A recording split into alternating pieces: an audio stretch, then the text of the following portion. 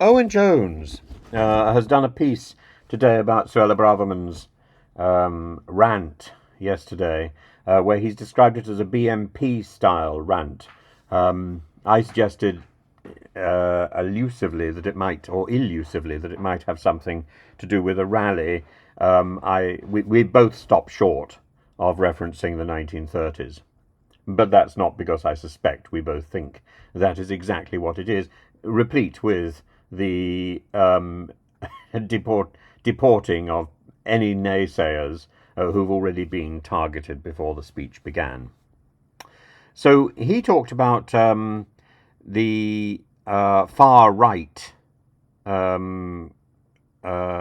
conservative poison. He talked about how she had already, in her previous speech, identified migrants as an existential threat and children born to foreign mothers. And now she was going on about the wind of change that carried my parents was a mere gust compared to the hurricane coming. Terrifying language, really. She talked about being enmeshed in a dense net of international rules derived and designed for another era. She talked about the Human Rights Act, of course.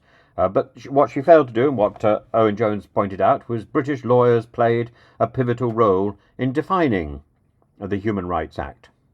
He referenced as an image of Viktor Orban, the fellow from Hungary. That this was the sort of speech that he might have delivered, and she went on about, and this was the point that I thought was so interesting, and nobody's really picked it up. She links emphasizing law and order and control of borders.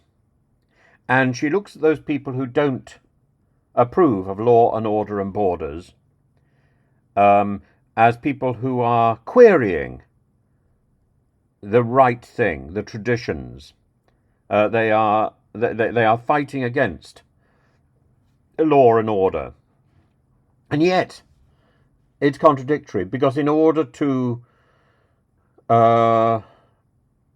protect our borders, she would say, she is testing the limits of the law. She is pushing against law and order. And we see that example in practice around the country, where law and order is falling to pieces, because she has demonstrated again and again that law is simply a convention that you can challenge.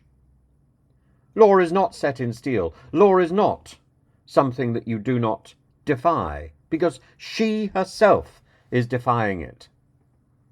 And if you want to see the lie at source that's in that sentence, in her speech, the emphasis of law and order and borders, and that's what you keep. You keep all three. You can't pick and choose between the three: law and order and borders.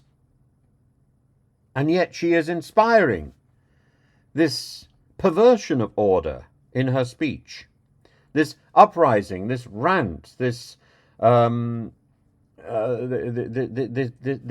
populism, which is nothing short of a demand for some sort of disintegration of order. She wants to erase order.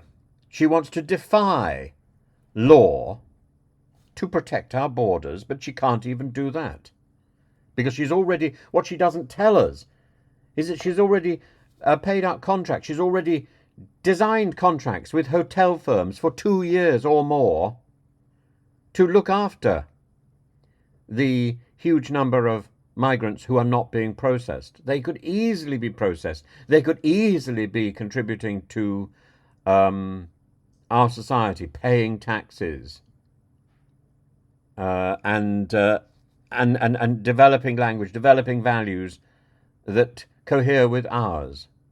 But that is not part of the message she wants to send.